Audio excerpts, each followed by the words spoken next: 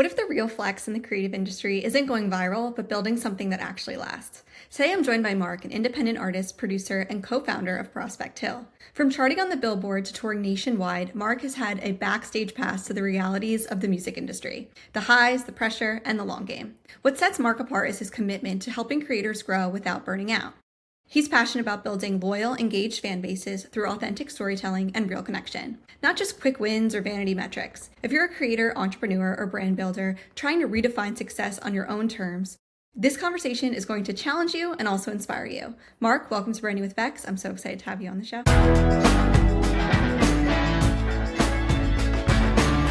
Okay, welcome to the show, Mark. Can you start by telling the audience a little bit about you? Yeah, sure. So that's like a loaded question because everyone asks me, okay, what do you do? I'm like, I do a lot of things. So I'm first and foremost a drummer and songwriter, right? That's like what started me in the music is, I started a band when I was in high school and then took that band to a regional success and then national and then now worldwide. And ultimately I've been able to parlay that into becoming a music producer and a video content creator, as well as now an agency owner, which now I own an agency that works with major labels, major management companies, and a ton of independent artists as well. Awesome. So from artist to producer, co-founder, and drummer of Prospect Hill, and now really looking into the creative strategy, can you walk us through your journey and how those chapters really shaped the way you think about sustainable access in both music and just the creative industry as a whole? Yeah, so it's funny because I started in the music industry as a kid in high school ultimately, and at that time, there was no streaming platforms, right? So it's a totally different world. I was kind of at the tail end of when people were still buying physical CDs ultimately, right? And so, and MySpace just became a thing realistically. So social media was in its birth, right? So I was at the tail end of that, and then I was at the forefront of like this new revolution that is obviously social media and streaming. Right. And so like I've had a unique perspective of what it was before because I did have that experience then, and then what it was, and I've been kind of riding this wave since the beginning, right? So I've been in it from the changes, and I've been able to ultimately, in the music industry, you have to be able to pivot. You have to be able to pivot quickly because things change and things move, and if I see a lot of people get stuck and get stale and don't want to change. They get very stubborn, and ultimately that you're not going to win that way. Ultimately you need to be able to embrace the change and stay with it. So what I've created and been able to do with my career is because I've been able to be nimble and just move with what's happening. And I saw that, many times, and obviously with my band was like really big on MySpace at one point. We were one of the top bands, and, we had major labels coming after us because of our success there. We had hundreds of thousands of friends, and we had millions of streams on there. And then one day it was gone. It was like literally gone. And that was like heartbreaking. So we had to obviously pivot from there. And that also taught me along the way that you need to own your own audience. Like that's a big piece because at any moment, Facebook, you can get locked out of it. That happens all the time. People get hacked. MySpace goes down.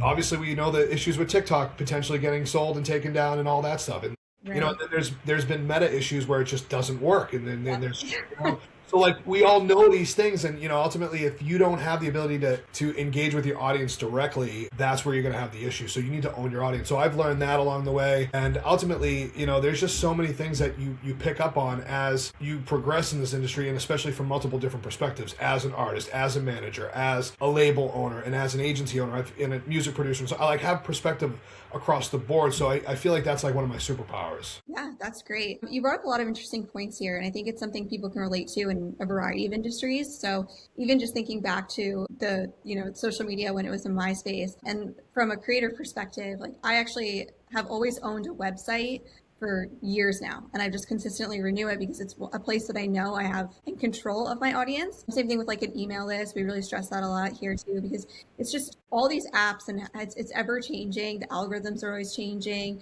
For some reason, you could lose access to your account. There's all these things that can happen, and when you're in a creative space, having that adaptability and also really owning that audience is such a great point. So it's really interesting that you bring it up with music as well. Having charted on the Billboard and toured across the country, would you say that the real cost of growth in the music industry is that adaptability piece, or is there something else? Well, I mean, ultimately, it's having the ability to work with a great team is really what has got me there, right? So I have a great team that I've surrounded myself with, and having the ability to, realize when I was younger that I wasn't as good as I thought, right? And so that was a big piece too. And being able to work and collaborate with producers and songwriters that were a next level higher than me so that I could learn from them. And so that was actually what gave me, the ability and the confidence to start taking on, songwriting and producing for other artists, which then led me to, Billboard charting songs and working with them, and then having the team built around that to then accomplish and creating those songs from start to finish, from literally songwriting, just basically riffing out ideas inside the studio all the way to the finished product where it's mixed and mastered,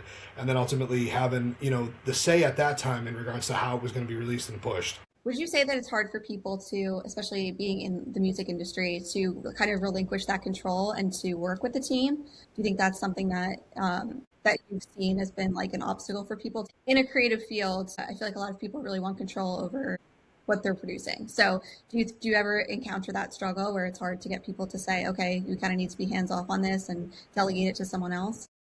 Yes, all the time. It's so hard because a lot of people want to have full control and ownership of what they're creating, like you're saying, right? And so, like, the best things in the world are always collaborated, is what I've seen. And some of the, the highest level, I work with some of the number one producers in the game. Like, one of my business partners on another venture is Rami Yacoub, and he's like one of the number one songwriters and producers in the world. It's him and Max Martin. Their first hit song was Hit Me Baby One More Time together. Like, and he has a full team for every function of a song. And it's just like amazing because, like, we have obviously a team. It's not as in depth as his. Obviously his is much, it's more expanded. He's taking on bigger songs. He's had major budgets. And so they have somebody that, for someone on my team that will do like 5 portions of a song, they break all 5 portions as one thing for each person and specialized. So, but that's the level of where you have these major hits, right? Right. So, it's like I see a lot of the artists that can let go and actually surround themselves with other creatives that they trust in their opinion, and then that's when you see big wins. Ultimately, the ones that want to keep things close and not really get the input, those are when I see losses all the time. And then usually too, the same type of person that will do that is also the same person that won't let it go. And so they actually never finish it because they don't, because ultimately you can work on something forever, but at one point you just got to say this is done. Right. It's the same person that won't work with anybody else is the same person that will also never finish something, and then actually it gets out, and that's the most unfortunate thing. Yeah, that makes a lot of sense. And you're really big on helping artists build lasting, engaged fan bases instead of chasing like a short-term hype. So what does real connection actually look like in practice for musicians today? All right, so this is what I tell everybody. Like, my whole system that I've created for online marketing in regards to building your fan base through social media and then bringing them into your own fan list and then communicating with them is literally the same exact situation that you see when you play a show, right? If you're performing and say you're the opener, everybody's there to see the headliner, and you're the opener and you play and you crush it. And there's a percentage of those people in that audience that go, whoa, that was amazing. I love them. I want to be a fan, right? And then there's a percentage of those people that will actually wait for you over by the merch table when you get off the stage, right? And so this is like a real life experience that everybody that performs knows what I'm talking about. And so I've realized that if you can mimic that same thing, so if you're creating, obviously some type of ad strategy, I call it a fan magnet, some type of piece of content that's basically getting out there and driving people in, whether it's through organic virality or it's through ad strategy, you're interrupting them through their daily on social media. It's basically like they weren't there to see you, but now you've interrupted and they go, oh my God, I like this. And so then from there, it's up to you then to recreate that experience when they come up to the merch table. Hey, what's up? What's your name? Thanks for coming to the show. And it's just a real human connection. Oh, blah, blah. My name's Bob. Hey, Bob, thanks so much. Where are you from? Oh, I'm from 2 towns over. We came to see the headliner, but you guys blew us away. That was so great. Bob, thank you so much. Would you mind signing up for our fan list so that we can get you in touch on the next show we're out and when our next release and blah, blah, blah. And Bob's like, sure, yeah, I'll sign up right now. Give me the QR code, And then from there, hey, by the way, we got some merchandise here at the table. Would you like to buy some? And we all as performers know this strategy. And this happens. It's just because it's not really a strategy. It's just organic. And so if you take that same, human experience and you digitize it, that's what I do. And that's what I see works because now you're creating one-on-one connection with these people. And it's really down to like, okay, I ultimately need, 1,000 at first. As an independent artist, you need about 1,000 real super fans. And once you have that, that's when you have some momentum, you have buzz going on, and you also have fans that will actually purchase things. So now you have some type of financial infrastructure too, is have the ability to cash flow your business. Right. Yeah. No, that makes a lot of sense. I think something we see too is that a lot of people might struggle with, and this could apply to musicians as well, but maybe creating content or sharing things online to perform for the algorithm because they know it will go well. So how would you help people shift from saying, okay, this might be great in a 30-second reel, but they want to get they want to develop that fan base that you talked about. So how can they actually tell stories that mean something, but still convert and keep the fan base that is required to keep their content going? Well, I think it's really about understanding like what makes you you, right? So that's like the biggest thing is like I try to talk to every artist is like what makes you stand out? What are your interests? Who are you relating to? What do your lyrics mean? What's your message? What's like your overall message to somebody? Like, you know, you got some artists that, you know, preach, you know, mental health, right? And that's like a big thing. So they're going to connect with people that have the similar mindset in regards to that and are looking for some type of outlet or some guidance in regards to those issues. And so maybe those lyrics speak to them. So then the branding is about that. And then ultimately you have other people that might be about like fitness, right? And they're like, you know, they're like workout music and they're all about that and they're active artists and they're showcasing how they're active and also their music is about motivating you to, and so like you can kind of lean on those things. So like creating your narrative in regards to what you represent, what your lyrics do, what your, you know, even like, you know, artists that are skaters, right? And they lean into that side and now they're attaching themselves to that. So it's about understanding who your audience is and then from there, you know, creating some content that is engaging to someone that's never heard of you. So that's one avatar, right? Someone that you gotta, it's basically a fan magnet to anyone that's never heard of you. So you want to capture that audience. And then ultimately, then there's the nurture basically content for the people that you have captured, and that's where they can start to get deeper with you and start to learn more about you. So like the first piece of content might be a lot, you know, it's quicker, it's to the point, it's like, hey, this is who I am, this is what I represent, find me, do you love me, cool, now okay, now you love me, now let's go deeper and here's my story, here's what, you know, what basically motivated me and inspired me to write this particular song. This is what this song is about. This is my story. This is what happened when I was a child to influence what this was. And that's where you start to see, you know, fans relate to that artist's, you know, basically life and story and things that inspired them. And that's how you kind of get that correspondence with that on the overall level on the content. And then also driving in, you know, making sure that you're communicating with them in the DMs and on the comments and through text message when they respond and email when they respond, because that one-on-one connection is so big. Yeah, absolutely. I think one thing that's really great about social media is that you can feel like you have that connection directly to an artist or to a creator, and it really adds that layer where it seems like they're not so out of reach, because like you mentioned, going to see a show and then you want to become a huge fan, and then to be able to get a reply back on their content is really cool for fans and goes a long way. It's amazing because like the fact that